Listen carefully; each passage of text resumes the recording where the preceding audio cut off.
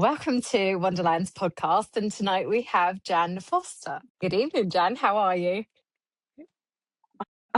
I'm apologising in advance for my snorting and general snottiness. That's how I am. Thank you very much. Hi, how are you? I'm okay, thank you. I'm very sorry you're not feeling very well, but thank you for joining us anyway. Just felt like I needed to warn people in advance. Yeah. Oh, I don't know, all these sign-ins where people just give you germs. It's not good, is it? What can you do? Concrete. Take masks. Yeah. Stay 50 feet away. No.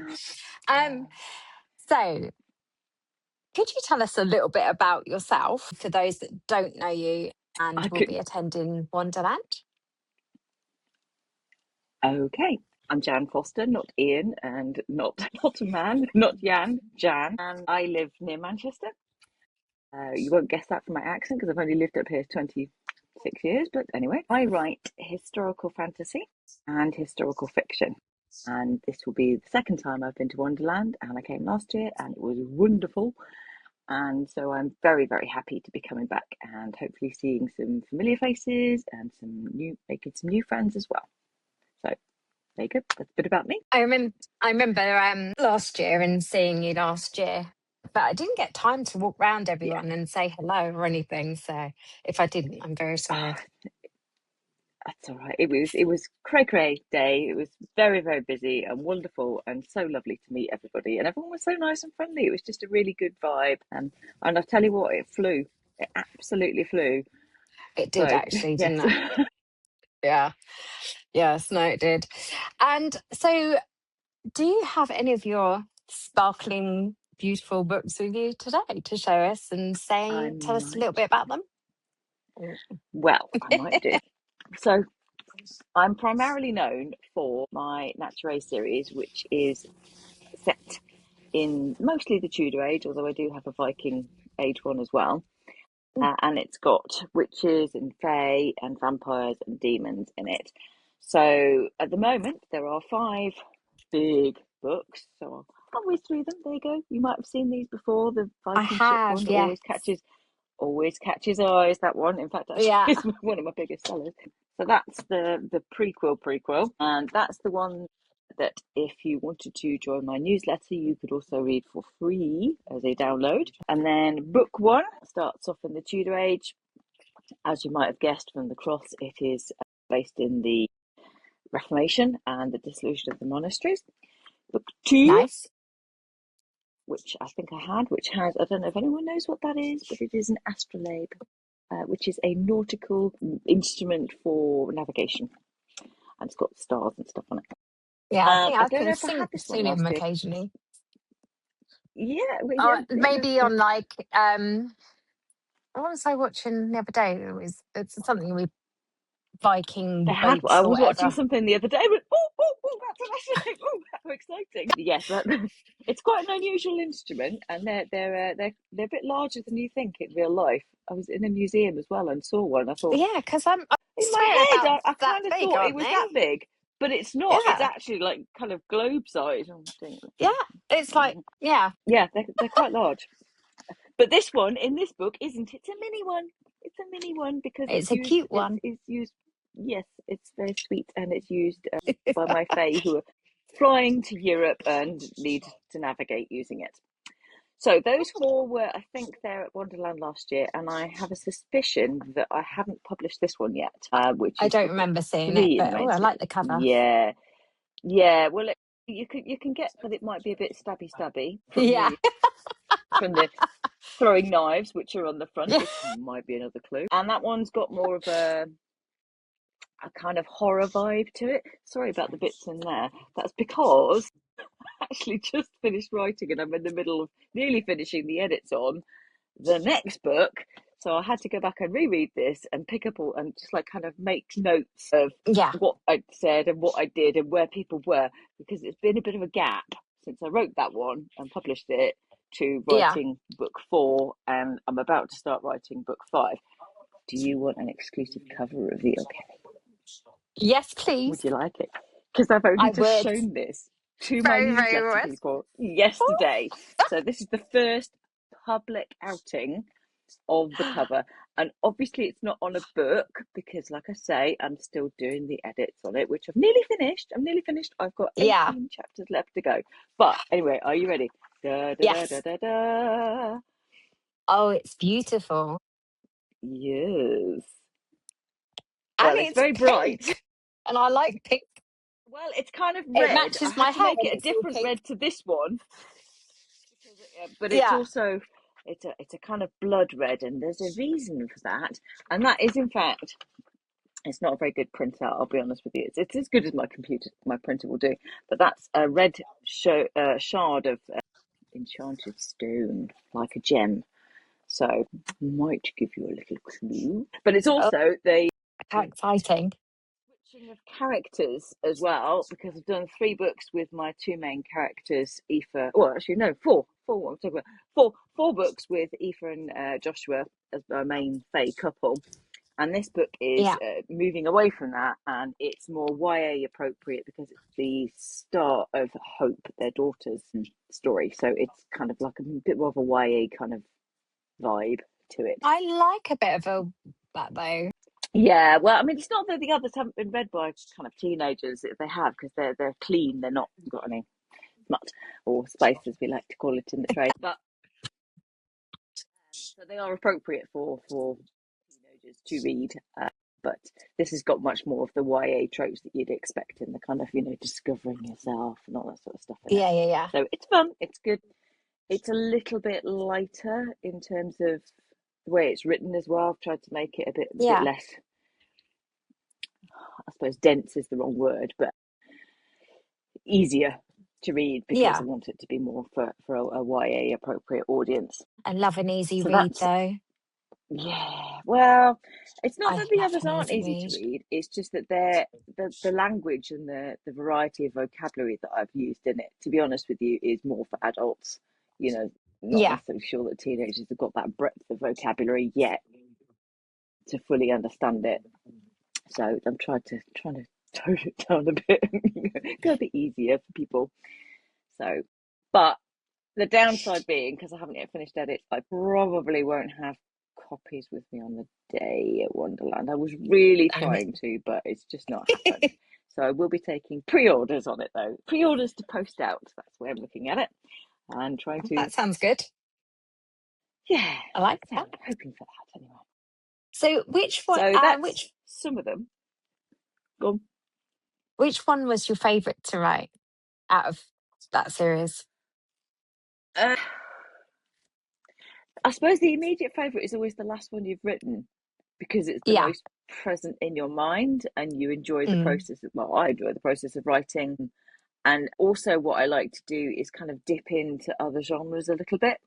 So, even Yeah. though they're all magical realism, the stabby one is a bit of a murder mystery in there as well. So, that was quite Yeah. interesting to write because that's a whole new format to try and get to grips with and structure. And then most recently, the reason why there was a big gap between book 3 and book 4 is because I was doing some historical fiction, which I had got copies, sample copies of for a Kickstarter that I ran in September. So if you saw me at Wonderland, then you saw the books, but you couldn't get them until the Kickstarter because that's how they were launched. But they are now available. Da, da, da, da, da. My companion reads historical fiction, French Resistance. This They're one is nice. the middle grade book with it's got kind of illustrations throughout. I don't know if you can see that by my Yeah. wonderful friend James Warwood. And this one is the straight historical French Resistance story, full of hope. They're trying to be positive stories and not kind of grim concentration camp Yeah. type things. These are about people fighting back. And Yeah. there's some real world historical figures in there, which makes it a little bit more interesting, I think. Yeah. So yeah, so that's what I was doing. That's why it's been such a gap. They'll be available on Is the it day. is it easy going back? No, No. no, because I'd had basically a year. It was, I think, it was a little over a year. It was probably near 18 months actually of distance from publishing Destiny Arising to starting writing the next book. Yeah. And in that time, I'd gone to a completely different historical period. World War Two could not be further from the Tudors. So, and the way that I write is quite immersive. So when I'm writing in that period, then I try only to watch TV programs set in that period. I only read books set in that period, unless I've got to do like beta reads or whatever. So I'm quite kind of immersed in it, and it's quite an intense couple of months while I'm writing, because I don't want to get distracted by other stuff Outside. and other time periods. And I Yeah. learned I had to do this a couple of years ago, because I was doing that. I was writing one book as with a co-author, and another book of my own, and another one as well. And I was just like, oh, I'm going to end up sticking berets into people in, Elizabethan England. That's just not going Yeah. to fly. So I've learned now, stick to one time period, only write one time period at a time, ignore all others. And I find as well the genres, I sort of end up being, if I do that, I end up accidentally mixing my genres up a bit. The way the tone is of the voice of the character, for example, sort of somehow, it's quite a serious scene, and I chuck in there a silly, I was writing a cozy fantasy at the time, and it's just like, oh no, that's not really appropriate, really, is it? We're gonna have to edit that one out. But I really feel more like a bit lightheartedness at this point. I'd better move to that one. Anyway, so yes, I have also in the interim published I have a series of shorter novels that are linked to the Nature series called The Fables from Nature, and they are much quicker reads. Most of them are ebooks, but I do have one which is a paperback, a lovely, quick, cozy fantasy, which is all about witches having shenanigans when their midlife magic kicks in. And it's just a complete outlier, but I just needed a break after writing all this heavy like World War Two stuff. Yeah. I needed a complete break from it, and I was reading a lot of cozy fantasy at the time, and I just thought, how hard can this be? Yeah. Actually, it's actually a delight to write, so that was nice. So I'll have that Well, with me. I that's haven't really got any nice. copies because I sold out of it at this event the other day, so unfortunately. So, which character do you feel you had a better rapport with? That you were like, do you know what I I mean? think actually now I've written this Mm. midlife magic cozy fantasy, which hilariously is based on a lady who will be there at the event. I think she's coming. I hope she's coming anyway. She won a competition. It was a reader competition, and she won the competition to be named in a book. And she was such a lovely, lovely lady that and when I got sort of chatting to her to try and flesh out this character so it was more like her, so she'd recognise it a bit, she just made me laugh, and I loved her so much, with her little quirks and everything. And I thought she is actually a great character, not just as a Yeah. person, she's a lovely person, but as a character, she's a great character as well. And I thought it would be really, really funny to pair her with my chaos demon called Fairfax, who is just like, he leaves a trail of devastation wherever he goes. And he is one of my favourite characters to write anyway. He appears in all the books, and he just brings a little bit of lightheartedness to the proceedings, really, just because he can't help it. It's if it's going to happen to anyone, it's going to happen to him. He's Yeah. that kind of a person, but he takes it with such kind of joie de vivre, and just sort of oh no, whoops, I fell down, that whole kind of thing. That's the kind of character he is. And I just thought it'd be hysterical to pair him and this Rebecca character as well.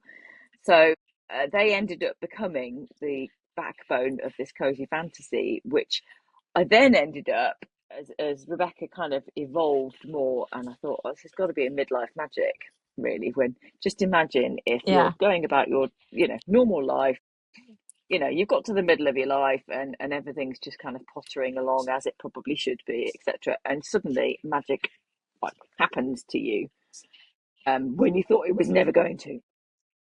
Yeah. And worse than that, it's completely out of your control. You have no idea what you're doing. In Rebecca's instance, she's a laundry woman. She's just washing the laundry, and suddenly, without warning, it turns purple.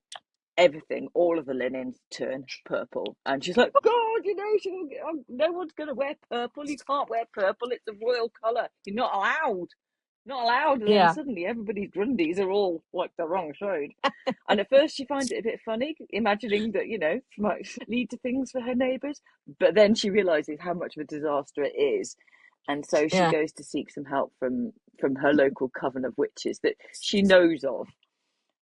And Yeah. I've really kind of identified with her, and that whole kind of, you suddenly, don't we all wish magic would just happen to us? And actually, the Yeah. more you think about it, the more you think, no, I really don't think I would want it to. It would be too much of a disaster. So, yes, I'm I so identified with her. clumsy. So I'm not sure what would happen if I had magic. Well, that's it, Rebecca's. But the thing is, as well, she does discover that. I mean, she's kind of less able than, because of a childhood accident. She has a bit of a gammy leg. So she Oh, walks with a best. limp, and she's not got great eyesight, and she's not got great hearing. But actually, she finds the more she learns to control the magic and let it flow through her, the less these ailments bother her. It's kind of Yeah. like it invigorates her. So again, isn't that something everybody would really quite like? If you're Yeah. particularly if you're struggling and if you're suffering, having a little bit of magic that might actually make you feel a bit better and make your daily life easier. That is kind of attractive, I think. So Yeah. Yeah. It would be a bit like it, when Mary Poppins tidies the room. yes, exactly that. I think So every mother lovely, out wasn't there would like that. it? Yeah, 100%. Well, thank you for coming on for me tonight and doing the podcast. Oh, It's been great seeing you again. And, you always make me laugh. So it's really funny and everything. thank you. Well, I'm not. It's been lovely to chat to you and see your face again, and Yeah. I'm really excited to see everybody at Wonderland as well. And hopefully, if people have questions, then they can feel free to come up and talk to me about them. I'm always down for a chat about history. I'm always down for a chat about magic, and Faye, yeah, Or my just a Faye chat. fly as well. Just a chat. Just say, come say hi. Yeah. That'd be nice. Say Just hi. say, oh, I saw your podcast. That'd be lovely. Just that'd Yeah. be really nice. So out there in the void of social media, which I've basically neglected for months now because I've been writing. I'm just like, oh no, I can't. And now I'm going to have to kind of crank it up a bit now. Finished. Oh, yeah, I know. Doesn't help when you're writing and you just don't have time for anything else, does it? Well, it's more of the fact that it's a distraction.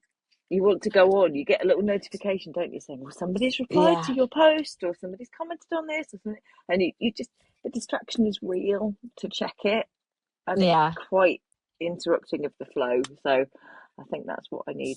I know people have got these programs that sort of, shut down your computer so you're only allowing yourself access. And I just think, well, Mm. that wouldn't work for me. It's like diets don't work for me. I just cheat. I just want to cheat. As soon as you say diet, I want cake. That's the problem with them. And if you say to me, you're not allowed to look at Facebook between these hours and these hours, then I'll be like, Yeah. nobody's looking. I'll just so Ah, yeah, I just don't work for me. So yeah, so the oh, only solution bless. really was to kind of retract a bit. Yeah. Anyway, thank you for having me. Yes, you're very welcome. And I'll look forward to seeing you at Wonderland. So I will say good Can't wait. night. See you there. See you soon. Good Bye. night.